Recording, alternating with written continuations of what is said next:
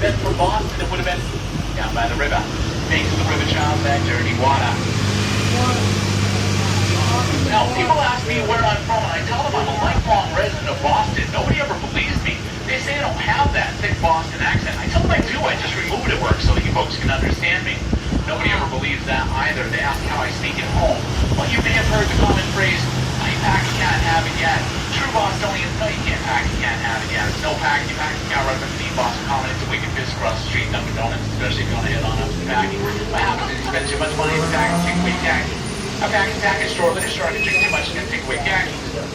Khakis, badge, khakis, your car keys.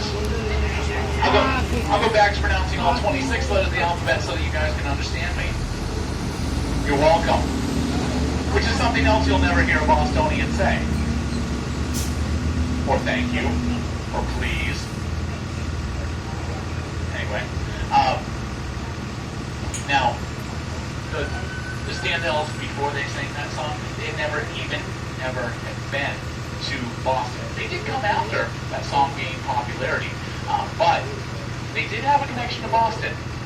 Their manager had come to Boston. And he went down to the Charles, the banks of the River Charles, that dirty water, where he was mugged.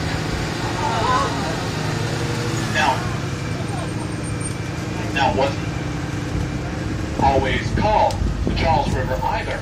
At one time it was called the Massachusetts River, named in honor of the Massachusetts Indian. It was renamed the Charles River in honor of Prince Drive. Anyway, now we're going to be crossing over the former Massachusetts River, the Charles River, for free parking. We're going to be crossing over the former Massachusetts River. We're going to be using a bridge called the Harvard Bridge. Now, the Harvard Bridge is called the Harvard Bridge because it leads directly to MIT.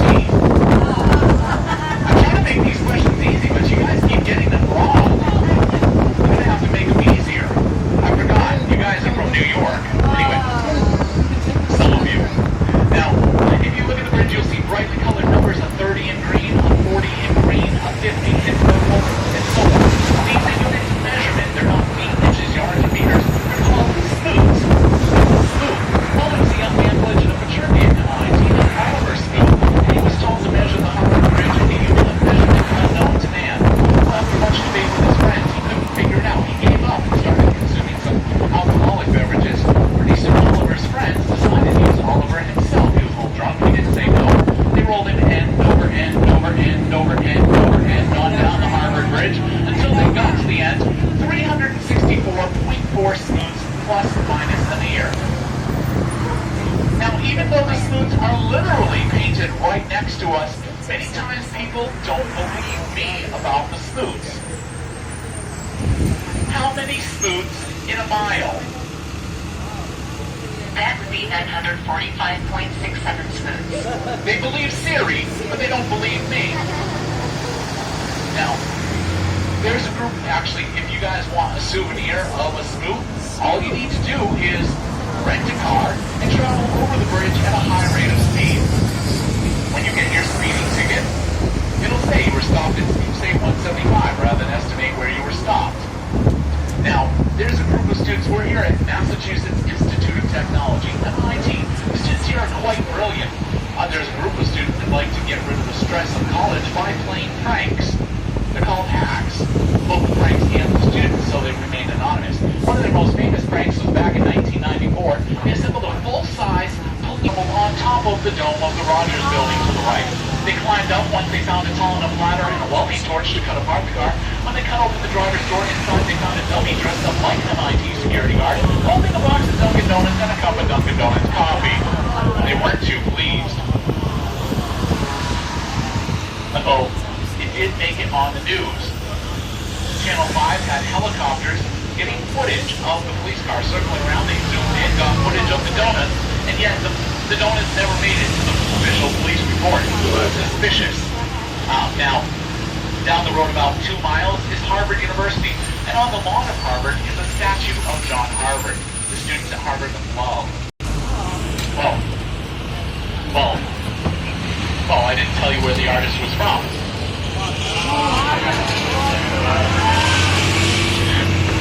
Virginia. Just kidding. Anyway, well, now they do have a deep rivalry between the two schools. The students do not get along at all.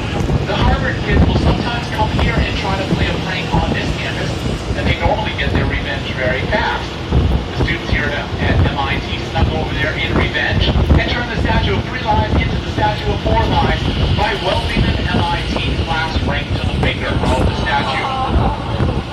It was found very early in the morning. You see, almost every day on their way to class, the Harvard students rubbed the foot of John Harvard in a circle for good luck to help them pass a test or something.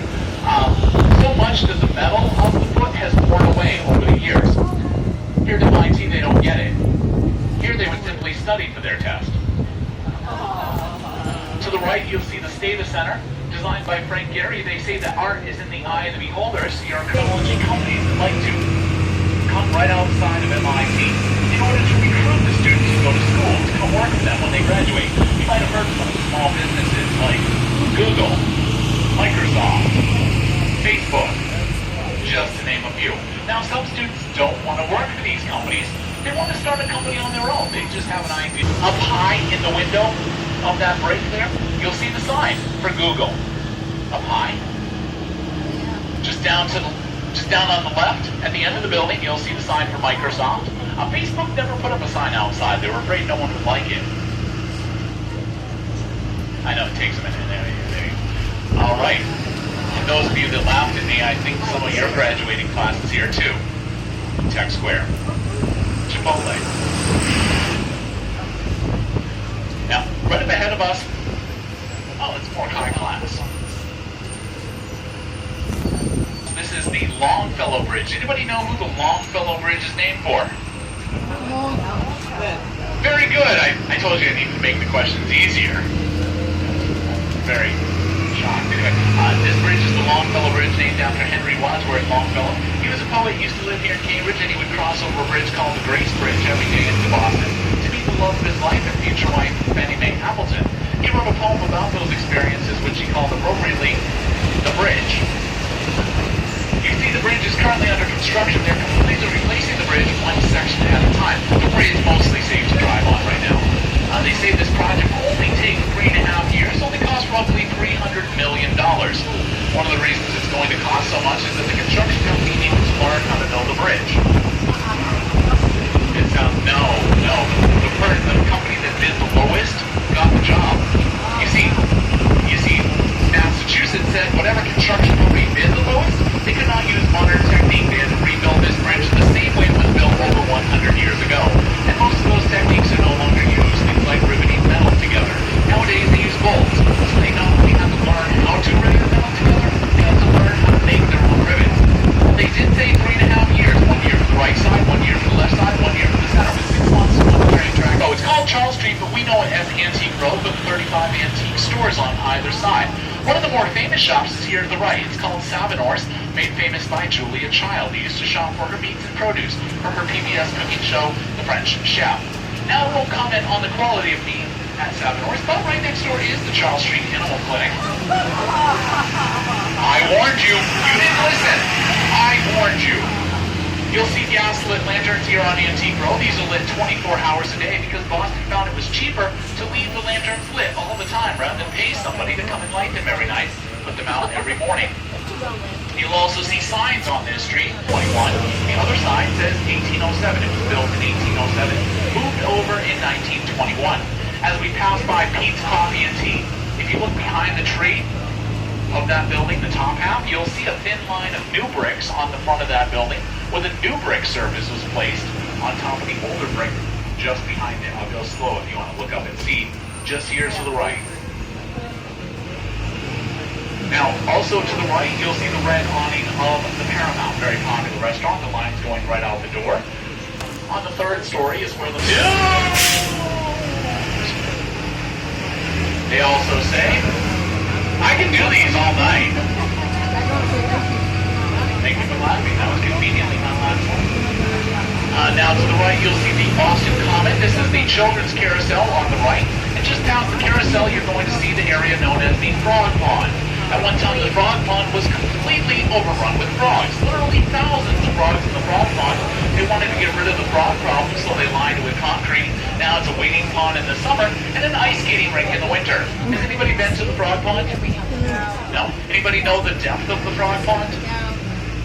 Not 3 feet. We are taught as school children here in Boston that the frog pond is precisely knee deep. Again, I warned you. You didn't listen. Now, if you were convicted of a crime like witchcraft, you would be brought down to the frog pond, grabbed by the ankles, dunked for a public dunking. Actually, not a public dunking, more like a public dunk. Just once. Until the bubbles stopped coming out. If you were brought up and you were still alive, then you were definitely a witch. You would be immediately hung. If you were brought up and you were not alive, then you were definitely not a witch. All charges would be dropped. To the left, we have the new State House. You'll see the dome. That dome originally was wooden shingles. They found that the wooden shingles leaked quite heavily, so they quickly replaced it with copper from Paul Revere's copper mill, which they later leafed in gold leaf. It's been that way ever since, except for a brief time in World War II. They painted over the gold leaf black and gray paint, so the enemy bombers wouldn't be able to sight in on Boston quite as easily as having a giant golden reflecting target in front of them. Now, bombers never actually made it out to Massachusetts, but it wouldn't have been something they could do at the last minute to throw a coat of paint on top. Here to the right, we have the Shaw Memorial to the 54th Infantry. Colonel Robert Shaw. That was the first African-American infantry here for the Civil War. The members of the 54th were being recruited, being told that they would be paid as a black soldier the same as any white soldier would receive, $10 a month.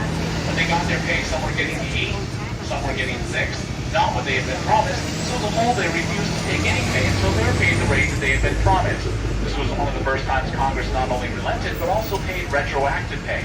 Every dollar these men were rightfully owed. To the right, we have the name. This is the first subscription-based library here in America. Here you'll find some books owned by George Washington.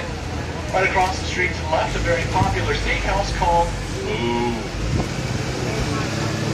As you come down the hill, you'll see just to the right of the intersection the Omni Parker House, the oldest continually active hotel in America. Famous for some of its food inventions like the Parker House roll, Massachusetts state dessert, Boston green pie, which is technically not pie at all. It's cake filled with vanilla custard topped with chocolate. Now, some famous people who worked here. Former leader of the Viet Cong and Ho Chi Minh was pastry chef. Malcolm X, the busboy, dishwasher. John F. Kennedy's mom of the Parker House, 35th President of the United States, well before he was president. This was his favorite place. In fact, after he was president, it was as well. He would often come here. He had his own regular booth. In fact, it was from that booth he announced he was running for presidency, where he proposed to his future wife. You will see a bearded man staring back at you. Sir, if you look into that mirror, I guarantee there will be a bearded man staring back at you.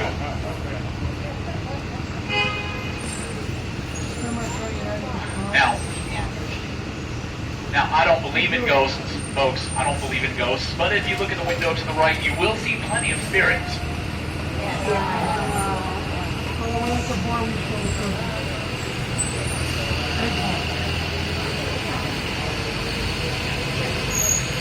the left, we have Old City Hall. This was first Boston Latin, the first public school in America. Benjamin Franklin attended Boston Latin. Though he never graduated, he dropped out of school in grade 10. Although now it's not Old City Hall anymore either, it's Ruth's Chris Steakhouse. To the right, we have the Old South Meeting House, where Sam Adams gave the code to the Sons of Liberty that would send them out to start what would become the Boston Tea Party. That code sounded like this. There is something more amazing can do to save this country. Now, they'd like us to pause our tours. We're coming through these next couple turns because the streets can be narrow with vehicles parked illegally. People pay more attention these days to Pokemon Go than they do to where they're actually going. So Boston likes us to pay attention for them.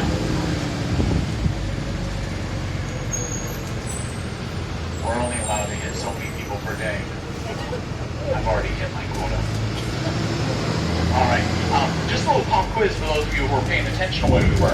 The street that we just came down a moment ago that had the first public school in America located on it. Does anyone know the name of that street? Give you a little hint. It was the first public school. Very good, School Street. This is the street where the residents should head down to the spring to get some water. Anyone know the name of this street. More confident Water Street with the sign literally right now. So right around the corner, we can't see the sign in the street. It will lead to the cow pasture where you can go to get some milk. Anyone know the name of that street? Milk Street. You should see where I'm going with this by now. If you wanted milk, you can go to Milk Street. Water, you can come to Water Street. School, you can go to School Street. If you wanted to go nowhere at all, we're about to turn on to Congress Street. It's just a triangle.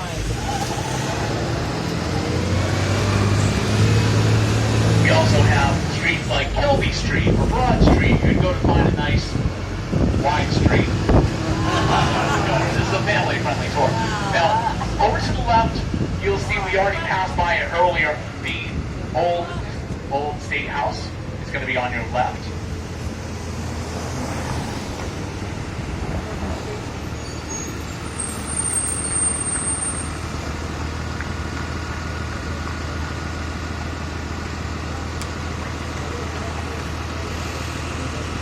That like no graffiti, no litter. People do graffiti, but usually it's cleaned up pretty quick. But surprisingly, as opposed, I've been on a lot of cities all over the country, and surprisingly, in a lot of cities, people litter. But this is one of the few cities that I've seen where people actually pick up things off the street when they find them. Not all the time, and we do have services that people do that for the city, but where just normal people will help keep the city clean. At least in our active restaurant in America, the Union Oyster House, where you'll find, in my opinion, the best New England clam chowder you can find in the city. The oldest continually active tavern in America, the Bellingham Tavern, opened in 1795. And directly to your right, the Holocaust Memorial. Each of these 6 glass towers is imprinted with 1 million 7-digit numbers in honor of the 6 million Jews killed in the Holocaust. If you look carefully, you'll see steam rising up through the bottoms, and if you look right in, down to the bottom, you'll see what appear to be embers and ashes down in the basement, down in the base of the tower. Sign to remind us of the concentration camps in which the 6 million Jews were killed. Also, just past the Holocaust Memorial, you'll see a farmer's market. It's only here on Fridays and Saturdays. It's called Haymarket Square. 11 intersection, right on the lane of traffic. Pretty much anywhere you go, free parking.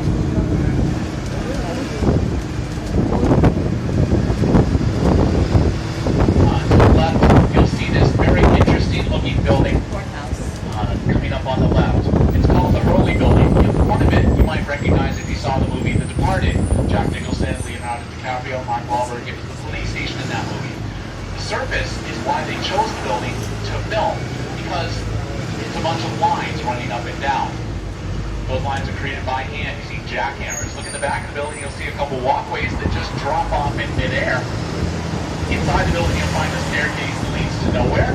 Rooms that are walled off, yet still numbered. The reason for all these mistakes? Well, this outside surface cost so much money to create that they ran out of cash building the building and never finished it. Fortunately, they had enough money to buy some locks for those walkway doors so that no one walked off the edge of the building. The surface is done by jackhammers up and down. Very expensive, very difficult work.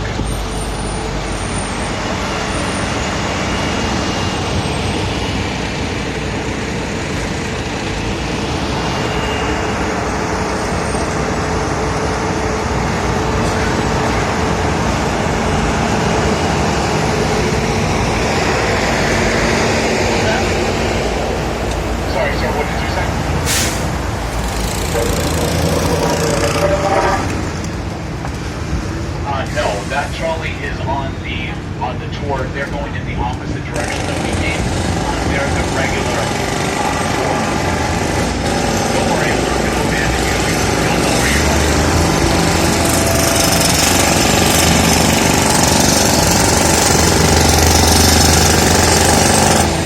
Okay, so I was telling you. Sorry, I got really confused there for a moment. It sounded like my mother-in-law. Circus. Or the Explorer was there as well. Lots more concerts. We also this year had Enrique Iglesias, Pitbull, Katy Perry, U2, a woman old enough to be Katy Perry's great grandmother, Cher. Well, that's not completely true. I mean, Hearts were much newer. Actually, Boston narrow. In fact, they say dogs have to wag their tails vertically here. I'm sorry, folks. That joke was a little rough. Rough, get it? Rough, no? Usually by this point, people are howling with laughter. Or begging me to let them out. Well, if you don't like my sense of humor, we're almost at the end of the tour. You can simply disembark. Oh, you guys should be used to this by now. You could just throw me a bone. I'm not going to roll over and beg. I guess you're just going to have to sit. Dang. Apparently play dead. Anyway, so Paul Revere, the most famous story about Paul Revere, of course, Paul Revere's famous midnight ride, like Henry Wadsworth Longfellow wrote. That ride started when the British soldiers who were occupying Boston heard that the colonists were storing arms and ammunition out in Concord, and then two men whom the king wanted hung, Sam Adams and John Hancock, those men were staying in Lexington. Paul was sent out to warn the residents, but not by himself. Men by the name of Dawes and Prescott are out, or the lobsterbacks are out. Those are some insults they used to call the British because of their red uniform. So Paul was going out door to door. The other men who went out, Dawes and Prescott, they didn't really stop along the way. They went directly to Lexington. So by the time Paul arrived, Dawes and Prescott had warned Sam Adams and John Hancock. They were gone by the time Paul showed up. So Paul collected the papers and went on his way. He only made about a mile before he was stopped by the British soldiers, and they were preparing to hang Paul. This is when it came in handy that Paul had so many talents.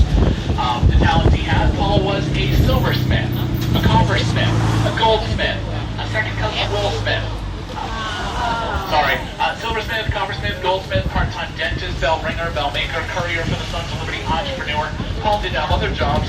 Those were just the ones he did most often. He had to have a lot of jobs because, well, Paul's first wife gave him 8 children. Unfortunately, about 5 months after the birth of their 8th child, Isana, unfortunately, his wife passed away. Paul waited the appropriate mourning period before remarrying, 5 months. Remarried a woman named Rachel Walker. Tried to be his first record, only tied it. Had 8 more children. 16 children, mostly girls and a wife. There's no wonder Paul was willing to go out on this midnight ride. So Paul made his way out. He stopped door to door, but like I said, the other men didn't stop. Paul was arrested by the British soldiers, and they were preparing to hang him. This is when it came in handy that he had so many talents. One of the talents I didn't mention, Paul was a pretty good liar. I know that sounds bad, but you see, Paul was able to convince the soldiers that some friends of his were just behind him along the path out of sight. And if they didn't let Paul go, his friends would catch up and hang the British soldiers.